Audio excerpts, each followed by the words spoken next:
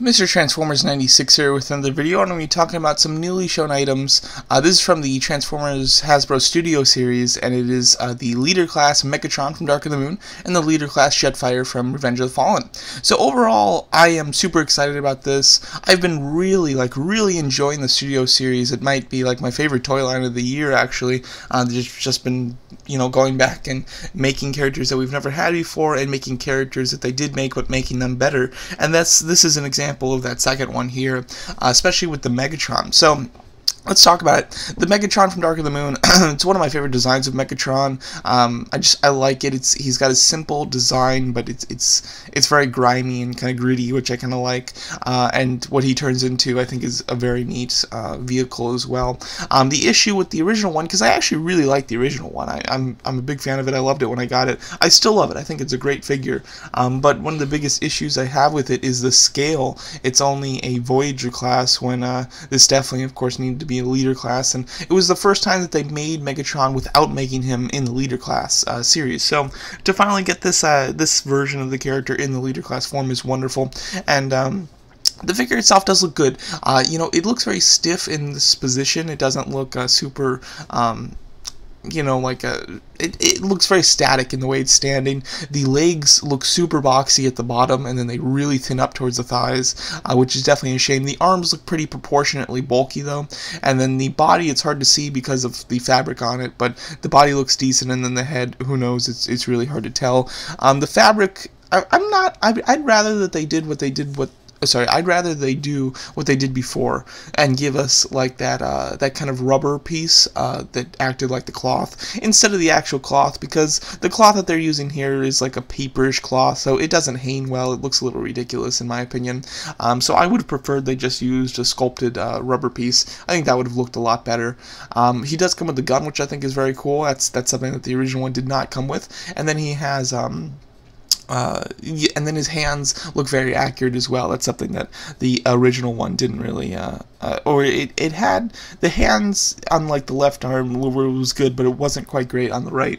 So overall, I'm very excited about this. I definitely want to see some more pictures though, just because, there are some areas, particularly the legs, where I'm a little worried about things like that, and I want to get a good picture of the chest and the face and everything like that. But overall, I'm very excited for that one.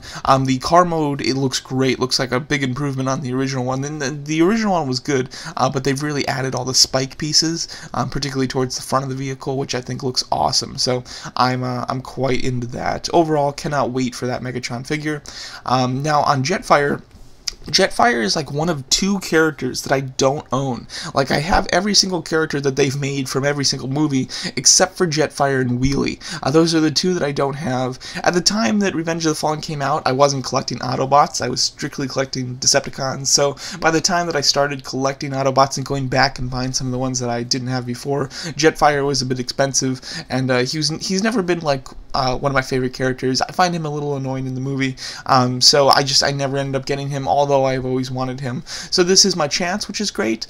My big issue here, though, is it's hard because I don't have the original one, but I don't know if like this is a figure that needed an update, because from what I'm aware, the original one is a really good figure. It's already the same scale. It's already a Leader class. It's not like they need to do just a scale.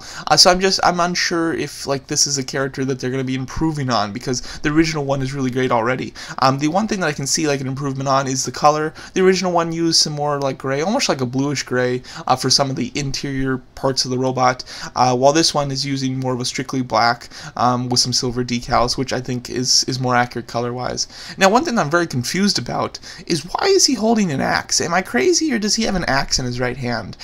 In no point in the film does Jetfire ever have an axe. He's not quite a fighting type. He does kill a few characters, but he kills them with his like cane, so I don't understand why he would have an axe. I really just don't. So yeah, I don't get it. I don't really know what to say, unless it's not an axe, but man, that looks like an axe. I don't know what else could be.